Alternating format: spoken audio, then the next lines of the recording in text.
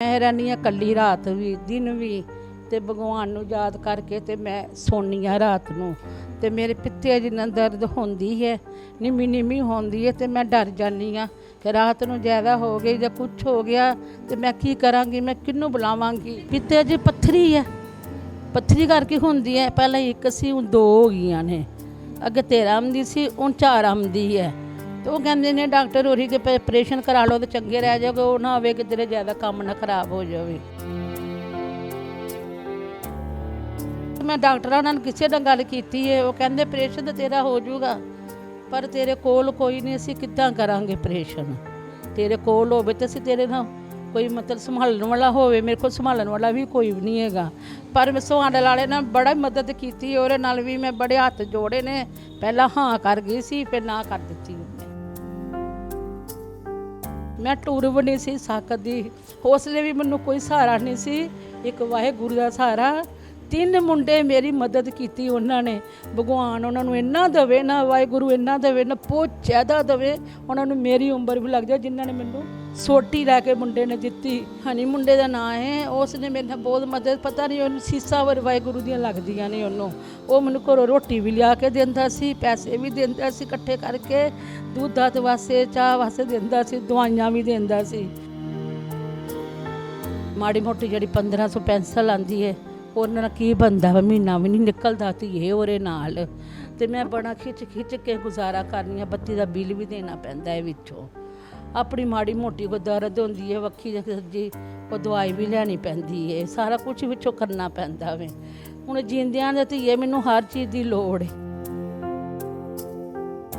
माता जी तुहाडे रिश्तेदार नहीं है, वो नहीं आते, थोड़ी सार नहीं लेंदे, कोई मदद वगैरह? रिश्तेदारां दे छड्डो तुसीं, मेरी अपनी कहानी को मैं रिश्तेदारां को की लैना वे। रिश्तेदार तो कहंदे ने इत्थे ते बंदा मरे दा कोई अफसोस करे भी ना जाइए।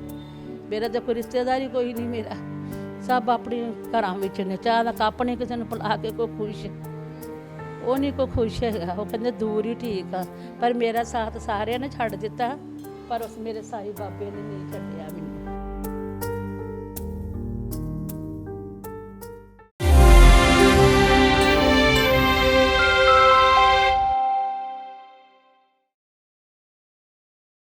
एक माता जी दे नाल अज असीं तुहाडी मुलाकात करवावांगे जो घर दे विच इकल्ले रहिंदे ने, ना उन्हां दा कोई धी है ते ना ही कोई पुत्तर है, ते उन्हां दे घर वाले दी भी मौत हो चुकी है। माता अपने इलाज लई दर-दर दीआं ठोकरां खांदी नज़र आ रही है ते मदद दी गुहार लगाउंदी होई नज़र आ रही है। गलबात करदे आ, माता जी साडे नाल मौजूद ने। पहला तो माता जी तुसीं ये दसो दर्शकां नूं कि की तुहानूं प्रॉब्लम है ते किस दे चलदे तुसीं मदद दी गुहार लगा रहे हो? बेटा मदद है कि मैं रहनी हाँ कल्ली रात भी दिन भी ते भगवान नूं याद करके ते मैं सोनी हाँ रात नूं ते मेरे पित्ते जिन्ना दर्द होंदी है, निमी निमी होंदी है, ते मैं डर जानी हाँ कि रात नूं ज़्यादा हो गई या कुछ हो गया तो मैं की करांगी, मैं किन्नू बुलावांगी। पित्ते 'च क्यों दर्द हुंदी? पित्ते जी पत्थरी है, पत्थरी करके होंदी है। पहले एक सी हुण 2 हो गईयां ने, अगे 13 आंदी सी हुण 4 आंदी है। तो वो कहते ने डॉक्टर होरी के ऑपरेशन करा लो तो चंगे रह जाओगे, वो ना होवे कि तेरे ज़्यादा काम ना खराब हो जाए। हुण मैनूं किसी का सहारा नहीं, ना कोई बच्चा है, ना कोई मेरी धी, ना मेरा पुत्तर है। तो बस मैं डॉक्टरां नाल किसी नाल गल कीती है, वो कहंदे ऑपरेशन तो तेरा हो जाऊगा पर तेरे कोल कोई नहीं, असीं किद्दां करांगे ऑपरेशन। तेरे कोल होवे ते असीं तेरे नाल कोई मतलब संभालने वाला होवे, मेरे को संभालने वाला भी कोई भी नहीं हैगा। पर मैं सुहाने वाले ने बड़ा मदद की, और नाल भी मैं बड़े हथ जोड़े ने। पहला हाँ कर गई सी, फिर ना कर दी उन्हें। मैं कुछ नहीं किया, मैं वाहिगुरू के सामने मैं और को सवेले जानी हाँ और एक अरदास करनी हाँ, बाबा मैनू कोई सहारा बना दे किसी का, सच्चे पातशाह मैनू सहारा बना दे किसी का। चलो कोई तो कोई रब ने आए है, एक लेडीस आई है इत्थे मत्था टेकन शाम नूं, पता नहीं वाहिगुरू ने सहारा भेजिया वे। तो वो मैं इत्थे बाहर बैठी थी हाँ, तो उन्होंने मेरी मदद की है, मेरी गल सुनी है उन्होंने, और बहुत शुक्रिया। और बच्चे राजी रहन और ये परमात्मा तंदुरुस्तियाँ बख्शे जिन्हें मेरे नाल हैल्प कराई है। वो लेडीज़ ने सुन के कहती मैनू भी पित्ते च पत्थरी सी, तो कहती मैनू अपना सीन याद आया वे। कहती मैनू दर्द बहुत होंदी सी ते मैं तड़फदी सी, तुसीं तो कल्ले हो। कहती मेरे को तो खोल सारे जने सी, खैर तो कोई गल नहीं। कहती मैनू तुहाडा तरस आ गया बहुत ज़्यादा, पता नहीं वाहिगुरू ने उन्होंने भेजिया मेरे कोल। मैं रोटी तो भी आवाज़ार सा, लत्त मेरी अटैक आ गया जो मेरी बेटी चल गई। ਮੈਂ ਟੁਰ ਵੀ ਨਹੀਂ ਸੀ ਸਕਦੀ। ਹੌਸਲੇ ਵੀ ਮੈਨੂੰ ਕੋਈ ਸਹਾਰਾ ਨਹੀਂ ਸੀ, ਇੱਕ ਵਾਹਿਗੁਰੂ ਦਾ ਸਹਾਰਾ। 3 ਮੁੰਡੇ ਮੇਰੀ ਮਦਦ ਕੀਤੀ ਉਹਨਾਂ ਨੇ। ਭਗਵਾਨ ਉਹਨਾਂ ਨੂੰ ਇੰਨਾ ਦੇਵੇ ਨਾ, ਵਾਹਿਗੁਰੂ ਇੰਨਾ ਦੇਵੇ ਨਾ, ਬਹੁਤ ਜ਼ਿਆਦਾ ਦੇਵੇ ਉਹਨਾਂ ਨੂੰ। ਮੇਰੀ ਉਮਰ ਵੀ ਲੱਗ ਜਾਏ ਜਿਨ੍ਹਾਂ ਨੇ ਮੈਨੂੰ ਸੋਟੀ ਲੈ ਕੇ ਮੁੰਡੇ ਨੇ ਦਿੱਤੀ। ਉਸ ਮੁੰਡੇ ਦਾ ਨਾਮ ਹੈਗਾ ਹਨੀ। ਹਨੀ ਮੁੰਡੇ ਦਾ ਨਾਂ ਹੈ। ਉਸ ਨੇ ਮੇਰੇ ਨਾਲ ਬਹੁਤ ਮਦਦ, ਪਤਾ ਨਹੀਂ ਉਹਨੂੰ ਸੀਸਾਂ ਵਰ ਵਾਹਿਗੁਰੂ ਦੀਆਂ ਲੱਗਦੀਆਂ ਨੇ ਉਹਨੂੰ। ਉਹ ਮੈਨੂੰ ਘਰੋਂ ਰੋਟੀ ਵੀ ਲਿਆ ਕੇ ਦਿੰਦਾ ਸੀ, ਪੈਸੇ ਵੀ ਦਿੰਦਾ ਸੀ ਇਕੱਠੇ ਕਰਕੇ, ਦੁੱਧ ਦੱਧ ਵਾਸਤੇ, ਚਾਹ ਵਾਸਤੇ ਦਿੰਦਾ ਸੀ, ਦਵਾਈਆਂ ਵੀ ਦਿੰਦਾ ਸੀ। ਫਿਰ ਹਾਲਾਤ ਮਾੜੇ ਹੋ ਗਏ ਉਹਨਾਂ ਦੇ ਵੀ, ਸਾਰੀ ਦੁਨੀਆ ਦੇ ਮਾੜੇ ਹੋ ਗਏ। ਕਰੋਨਾ ਆ ਗਿਆ ਅਤੇ ਫਿਰ ਮੈਂ ਥੋੜ੍ਹੀ ਮੇਰੀ ਰੋਟੀ ਉਹ ਚਲਾਉਂਦਾ ਗਿਆ ਮੁੰਡਾ, ਅਤੇ ਮੈਂ ਪਰਮਾਤਮਾ ਦਾ ਇੰਨਾ ਸ਼ੁਕਰ ਹੀ ਕਰਦੀ ਸਾਂ। ਹੌਲੀ ਹੌਲੀ ਫਿਰ ਮੇਰਾ ਦਵਾਈਆਂ ਦੇ ਨਾਲ ਲੱਤ ਮੇਰੀ ਚੱਲਣ ਲੱਗ ਪਈ। ਮੈਂ ਫਿਰ ਗੁਰਦੁਆਰੇ ਪਾਠ ਕਰਦੀ ਸੀ ਜਾ ਕੇ, ਉੱਥੇ ਪਾਠ ਕਰਦੀ ਸੀ। ਬਾਬਾ ਕਹਿ ਲੇਗਾ ਤੂੰ ਪਾਠ ਕਰਿਆ ਕਰ ਇੱਥੇ ਬਹਿ ਕੇ। ਪਰ ਵਾਹਿਗੁਰੂ ਨੇ ਮੇਰੀ ਗਰੀਬਣੀ ਦੀ ਫਰਿਆਦ ਸੁਣੀ ਹੈ ਅਤੇ ਮੇਰੀ ਲੱਤ ਠੀਕ ਹੋ ਗਈ ਸੀ। ਮੈਂ ਚੱਲਣ ਲੱਗ ਪਈ ਥੋੜ੍ਹੀ ਜਿਹੀ। ਫਿਰ ਇਸ ਤਰ੍ਹਾਂ ਲੋਕ ਮੇਰੀ ਮਦਦ ਕਰਨ ਲੱਗ ਪਏ, ਥੋੜ੍ਹੀ ਕਰਨ ਲੱਗ ਪਏ, ਦਵਾਈਆਂ ਲੈ ਕੇ ਦੇਣ ਲੱਗ ਪਏ। ਕਰੋਨੇ ਵਿੱਚ ਫਿਰ ਕਰੋਨਾ ਖਤਮ ਹੋ ਗਿਆ। ਫਿਰ ਵਾਹਿਗੁਰੂ ਦਾ ਖਾਲਸਾ ਸੀ, ਵਾਹਿਗੁਰੂ ਕੀ ਫਤਿਹ ਸੀ। ਫਿਰ ਮੈਨੂੰ ਦਰਦ ਬਹੁਤ ਹੁੰਦੀ ਸੀ ਲੱਤ ਦੇ। ਲੱਤਾਂ ਕਹਿੰਦੇ ਤੇਰੀਆਂ ਨਾ ਕਮਜ਼ੋਰ ਹੋ ਜਾਣੀਆਂ ਨੇ, ਨਸਾਂ ਤੇਰੀਆਂ ਕਮਜ਼ੋਰ ਨੇ ਅੰਦਰ, ਅਤੇ ਤੂੰ ਦਵਾਈ ਛੱਡ ਦੇਂਗੀ ਨਾ ਅਤੇ ਲੱਤ ਤੇਰੀ ਚੱਲਣੀ ਬੰਦ ਹੋ ਜਾਣੀ ਹੈ। ਫਿਰ ਵੀ ਇੱਕ ਵਾਹਿਗੁਰੂ ਇੱਥੇ ਆਂਦਾ, ਇੱਕ ਬੰਦਾ ਉਹ ਗਰੀਬਾਂ ਦੀ ਬੜੀ ਹੈਲਪ ਕਰਦਾ ਵੇ। ਉਹਦੇ ਅੱਗੇ ਮੈਂ ਤਰਲੇ ਕੀਤਾ, ਇੱਕੋ ਵਾਰੀ ਉਹਨੂੰ ਕਿਹਾ, ਉਹਨੇ ਦੁਬਾਰਾ ਮੈਨੂੰ ਗੱਲ ਨਹੀਂ ਕੋਈ ਦੂਸਰੀ ਕੀਤੀ। ਕਹਿੰਦੇ ਦੇ ਕੇ ਚੀਜ਼ ਸੁਣਾਈ ਦੀ ਨਹੀਂ ਹੁੰਦੀ, ਉਹ ਲੱਗਦੀ ਨਹੀਂ। ਅਤੇ ਮੈਂ ਇੱਕ ਦਿਨ ਗੱਲ ਕੀਤੀ, ਮੈਂ ਮੈਨੂੰ ਦਵਾਈ ਚਾਹੀਦੀ, ਉਹਨੇ ਨਾ ਨਹੀਂ ਮੈਨੂੰ ਕੀਤੀ। ਕਹਿੰਦਾ ਜਿੰਨੀ ਤੇਰੀ ਬਣਦੀ ਹੈ, ਚਾਹੇ 400 ਦੀ ਬਣੇ ਚਾਹੇ 500 ਦੀ, ਤੂੰ ਮੇਰਾ ਨਾਂ ਜਾ ਕੇ ਲੈ ਲਈ, ਤੈਨੂੰ ਦਵਾਈ ਦੇ ਦੇਣਗੇ। ਉਹ ਖਾਲੀ ਮੈਂ 1 ਹਫ਼ਤੇ ਦੀ ਦਵਾਈ ਲੈਣੀ ਉਹਨਾਂ ਕੋਲ, 10-12 ਦਿਨ ਦੀ। ਉਹਦੇ ਬਾਅਦ ਮੈਂ ਕਦੀ ਕਿਸੇ ਕੋਲੋਂ ਮੰਗ, ਕਦੀ ਕਿਸੇ ਕੋਲੋਂ ਮੰਗ, ਤਰਲੇ ਮਾਰ ਕੇ ਅਤੇ ਮੈਂ ਆਪਣਾ ਘਰ ਚਲਾਉਂਦੀ ਹਾਂ। ਔਰ ਬਾਕੀ ਰੋਟੀ ਦਾ ਸਿਲਸਿਲਾ ਵੇ, ਉਹ ਵੀ ਮੇਰਾ ਕਿਸੇ ਕੋਲੋਂ ਮੰਗ ਲਾ, ਕਿਸੇ ਕੋਲ ਤੇਲ ਮੰਗ, ਕਿਸੇ ਕੋਲ ਘਿਓ ਮੰਗ, ਕਿਸੇ ਕੋਲ ਆਟਾ ਮੰਗ।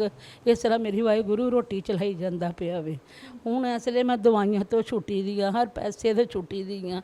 ਉੱਧਰੋਂ ਬਿੱਲ ਆ ਜਾਂਦਾ ਹੈ, ਉਹ ਟੈਨਸ਼ਨ ਪੈ ਜਾਂਦੀ ਹੈ ਮੈਨੂੰ, ਕਿਰਾਇਆ ਦੀ ਟੈਨਸ਼ਨ ਪੈ ਜਾਂਦੀ ਹੈ। ਹੁਣ ਮੇਰੇ ਪਿੱਤੇ 'ਚ ਪੱਥਰੀ ਹੈ ਅਤੇ ਮੇਰੇ ਆਪਰੇਸ਼ਨ ਕਰਾ ਦਿਓ, 10-12 ਦਿਨ ਉੱਥੇ ਰੱਖ ਲਓ। ਜਦੋਂ ਮੇਰਾ ਟਾਂਕੇ ਖੁੱਲ੍ਹ ਜਾਣਗੇ ਫਿਰ ਬੇਨਤੀ ਹੈ ਕਿ ਮੈਨੂੰ ਘਰ ਤੁਸੀਂ ਭੇਜ ਦਿਓ ਮੈਨੂੰ।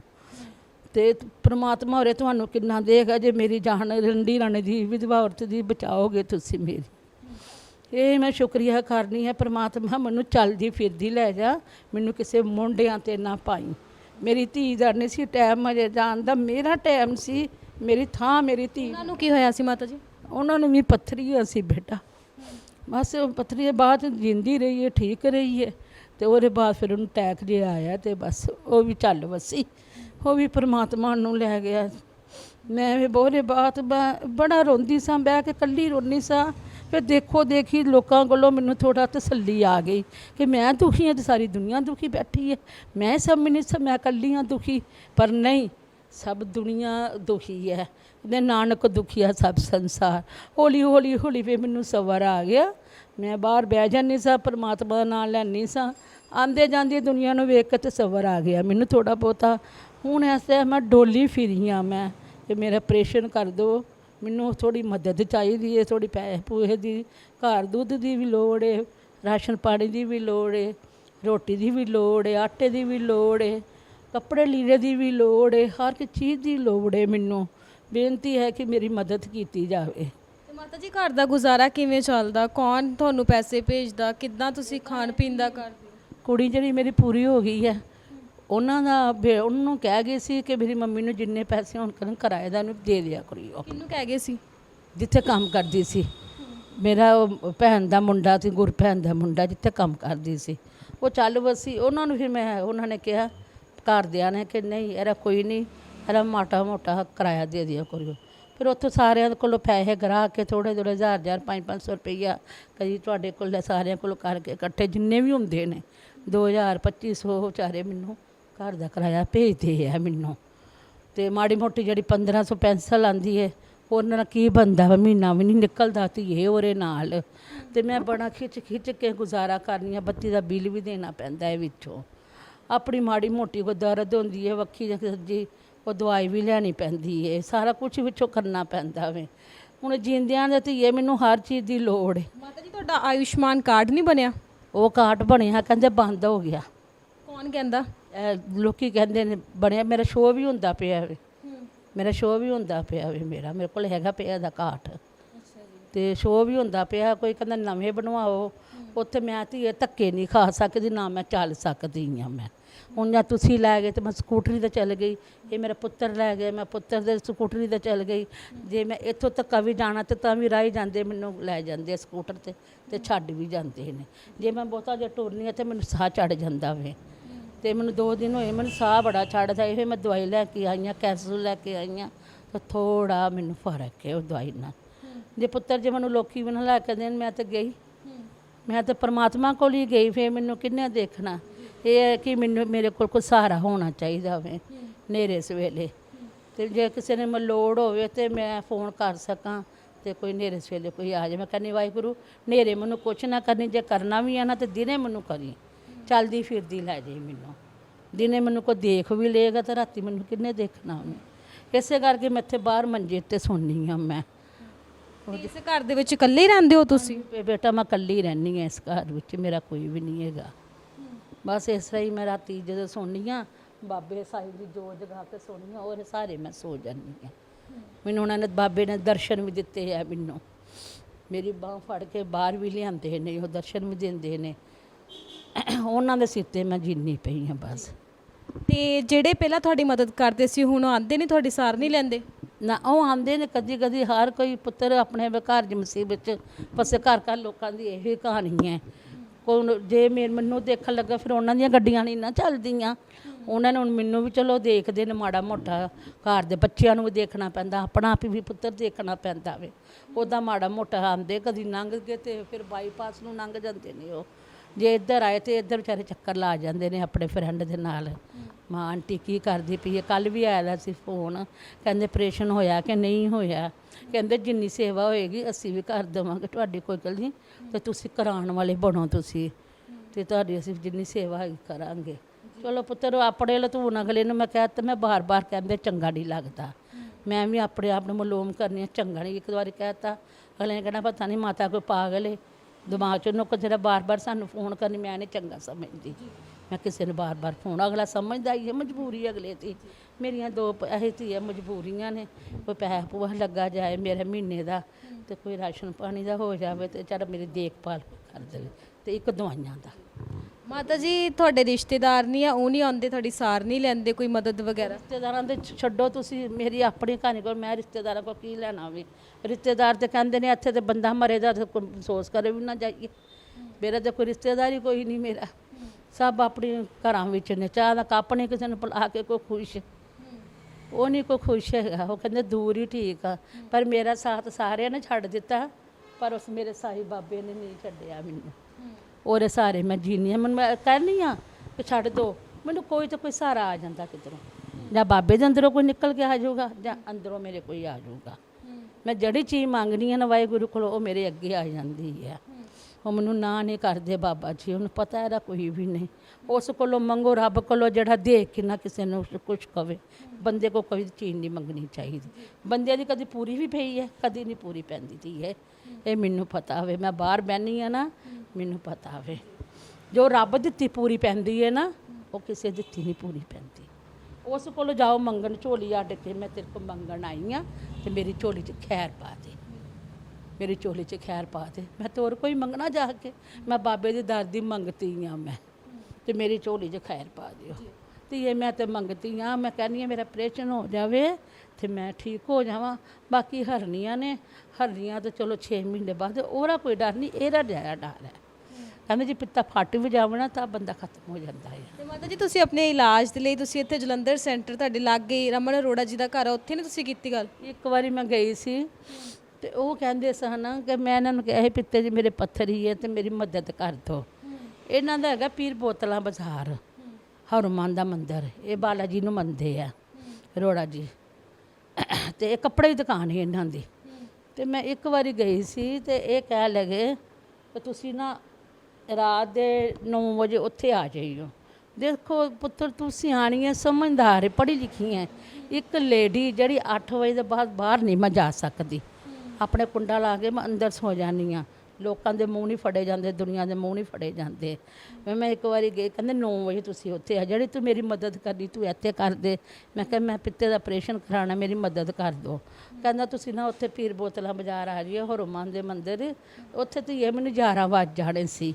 ਆਂਦੇ 10 ਵਜੇ ਉੱਥੇ ਇਹਨਾਂ ਦੀ ਕਮੇਟੀ ਬਣੀ ਦੀ ਹੈ। ਤੇ ਇਹ ਜੇ ਉੱਥੇ ਮੈਨੂੰ ਕੋਈ ਰਕਸ਼ਾ ਨਾ ਮਿਲਦਾ, ਜੇ ਮੈਨੂੰ ਕੁਛ ਨਾ ਮਿਲਦਾ, ਮੈਂ ਤੇ ਉੱਥੇ ਹੀ ਰਹਿ ਗਈ।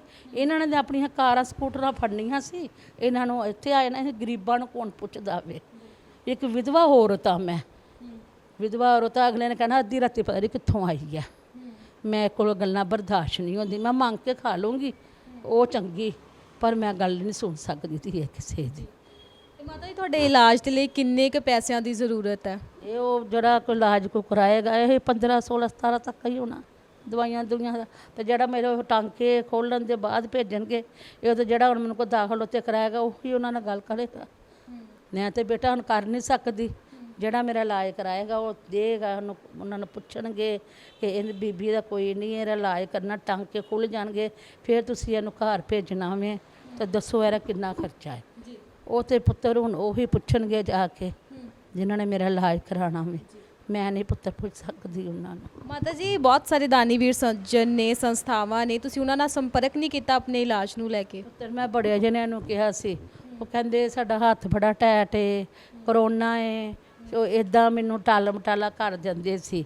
ਫਿਰ ਮੈਂ ਦੁਬਾਰਾ ਨਹੀਂ ਗਈ ਉਹਨਾਂ ਦੇ ਕੋਲ, ਫਿਰ ਮੈਂ ਦੁਬਾਰਾ ਵੀ ਨਹੀਂ ਗਈ ਹੈਗੀ। ਬਸ ਇਹੀ ਹੈ, ਕਦੀ ਆ ਪੁੱਤਰ ਕੋਲ ਦਵਾਈ ਮੰਗ ਲਈ, ਕਦੀ ਉਹਦੇ ਕੋਲ ਮੰਗ ਲਈ, ਇਸ ਤਰ੍ਹਾਂ ਮੈਂ ਗੁਜ਼ਾਰਾ ਕਰ ਦਿੰਦੀ। ਮੈਨੂੰ ਸ਼ਰਮ ਆਉਂਦੀ ਸੀ, 4 ਬੰਦੇ ਵਿੱਚ 20 ਬੰਦੇ ਬੈਠੇ ਸੀ, ਇੱਕ ਲੇਡੀਜ਼ ਜਾਏ ਤੇ ਮੈਂ ਦਿਲ 'ਚ ਮਲੋਮ ਕਰਦੀ ਸੀ, ਚੰਗਾ ਨਹੀਂ ਲੱਗਦਾ ਇੱਦਾਂ। ਫਿਰ ਮੈਂ ਦੁਬਾਰਾ ਨਹੀਂ ਕਿਸੇ ਨੂੰ ਕਿਹਾ ਹੈਗਾ। ਇੱਕ ਜਣੇ ਨੂੰ ਦਵਾਈ ਵਾਲੋਂ ਕਿਹਾ ਸੀ ਤੇ ਉਹਨੇ ਦਵਾਈ ਵੀ ਦੇਣੀ ਬੰਦ ਕਰਤੀ। ਉਹਨੂੰ ਮੇਰਾ ਫੋਨ ਕਰਨੀ ਸਾਂ ਤੇ ਮੇਰਾ ਫੋਨ ਹੀ ਸੁੱਚ ਆਫ ਕਰ ਛੱਡਦੇ ਸਨ, ਕੋਈ ਬਲੋਕ ਕਰ ਛੱਡਦੇ ਸਨ ਤੇ ਕੋਈ ਬੰਦ ਕਰ ਦਿੰਦੇ। ਬਸ ਵੀ ਮੈਂ ਕਿਹਾ ਛੱਡ ਪਰ ਮਨ ਆਪਣੇ ਵਾਹਿਗੁਰੂ ਕੋ ਮੰਗੋ ਜਾ ਕੇ, ਉਹਦੇ ਮੈਂ ਝੋਲੀ ਫਲਾਨੀ ਆ ਜਾ ਕੇ, ਬਾਬਾ ਜੇ ਤੈਨੂੰ ਕਬੂਲ ਹੈ ਮੇਰਾ, ਤੇ ਜੇ ਮੈਨੂੰ ਮੇਰੀਆਂ 2 ਗੱਲਾਂ ਨੇ ਬਾਬਾ, ਜਾਂ ਮੈਨੂੰ ਹੰਨੇ ਕਰ ਦੇ ਜਾਂ ਮੈਨੂੰ ਬੰਨੇ ਕਰ ਦੇ, ਜਾਂ ਮੈਨੂੰ ਲੈ ਜਾ, ਜਾਂ ਮੈਨੂੰ ਤਾਰ ਦੇ, ਜਾਂ ਮੈਨੂੰ ਰੋੜ ਦੇ। ਤੇ ਮਾਤਾ ਜੀ ਤੁਸੀਂ ਹਸਪਤਾਲ 'ਚ ਗਏ, ਉੱਥੇ ਜਾ ਕੇ ਆਪਣੀ ਪ੍ਰੋਬਲਮ ਨਹੀਂ ਦੱਸੀ? ਉਹਨਾਂ ਨੇ ਕੁਝ ਘੱਟ ਕਰਨ ਦਿਆ ਕਿਹਾ ਨਹੀਂ ਕਿ ਘੱਟ ਕਰ ਦਿੰਦੇ ਸੀ? ਨਾ ਮੇਰੇ ਨਾਲ ਕੋਈ ਗੱਲ ਨਹੀਂ ਹੋਈ, ਉਹਨਾਂ ਨੇ ਗੱਲ ਹੀ ਮੁਕਾ ਦਿੱਤੀ ਹੈ। ਮੈਂ ਕਿਹਾ ਮੈਂ ਦੂਰਬੀਨ ਨਾਲ ਆਪਰੇਸ਼ਨ ਕਰਾਉਣਾ ਵੀ, ਕਹਿੰਦਾ ਦੂਰਬੀਨ ਵਾਲਾ ਉਹ ਦੇਖਾਂਗੇ ਜੋ ਟਾਈਮ ਜਦੋਂ ਆਏਗਾ। ਮੈਂ ਕਿਹਾ ਰੇ ਡਾਕਟਰ ਜੀ ਹਰ ਪਾਸੇ ਦੂਰਬੀਨ ਦਾ ਹੀ ਹੁੰਦਾ, ਤੁਸੀਂ ਹਸਪੀਟਲ ਤੋਂ ਕਰਵਾ ਰਹੇ ਹੋ? ਇੱਥੇ ਜਿੱਥੇ ਮੇਰਾ ਇਲਾਜ ਚੱਲਦਾ ਪਿਆ ਸੀ ਨਾ ਗੁਰੂ ਨਾਨਕ, ਮਾਹੀ ਡਾਕਟਰ ਨੇ 114 ਨੰਬਰ ਵਾਰਡ ਹੈ ਉਹਨਾਂ ਦੀ, ਤੇ ਉਹਨਾਂ ਨੇ ਮੇਰੀ ਲੱਤ ਠੀਕ ਕੀਤੀ ਸੀ। ਉਹ ਮੈਨੂੰ ਬਹੁਤ ਪਿਆਰ ਨਾਲ ਬੁਲਾਉਂਦੇ ਸੀ, ਬਹਿ ਜਾਓ ਆਂਟੀ ਜੀ ਤੂੰ ਮੇਰੀ ਮਾਂ ਹੈ। ਤੇ ਸਾਡੇ ਇੱਕ ਰਿਸ਼ਤੇਦਾਰ, ਇਸ ਰਿਸ਼ਤੇਦਾਰ ਵੀ ਨਹੀਂ, ਇਸ ਤਰ੍ਹਾਂ ਹੀ ਹੈ, ਗੁਰਭੈਣ ਹੈ, ਤੇ ਉਹ ਗਈ ਸੀ ਉਹਨਾਂ ਨੂੰ ਨਾਲ ਲੈ ਕੇ। ਉਹਨਾਂ ਨੇ ਕਿਹਾ ਮਾਤਾ ਹੋ ਸਕਦੀ ਹੈ ਠੀਕ, ਜੇ ਇਹਨੂੰ ਟਾਈਮ ਸੀ ਦਵਾਈ ਮਿਲੇ, ਨਸਾਂ ਕਮਜ਼ੋਰ ਨੇ ਇਹਦੀਆਂ, ਹੋ ਜਾਏਗੀ ਹੈ। ਤੇ ਬਾਕੀ ਜਿਹੜਾ ਪੱਥਰੀ ਦਾ ਉਹ ਜਦੋਂ ਪੁੱਛਿਆ ਉਹਨਾਂ ਨੇ, ਕਹਿੰਦੇ 15-16 ਦੇ ਕਰੀਬ, ਕਹਿੰਦੇ ਇਹਨੂੰ ਕੋਈ ਸੰਭਾਲਣ ਵਾਲਾ ਕੋਈ ਨਹੀਂ, ਤੇ ਅਸੀਂ ਕਿੱਦਾਂ ਹੱਥ ਪਾਈਏ ਇਹਨੂੰ। ਉਹ ਫਿਰ ਚਲੇ ਗਈ ਆਪਣੇ ਘਰ ਨੂੰ, ਚਲ ਗਈ ਫਿਰ ਉਹ ਜਿੱਥੇ ਰਹਿੰਦੀ ਸੀ ਦਿੱਲੀ।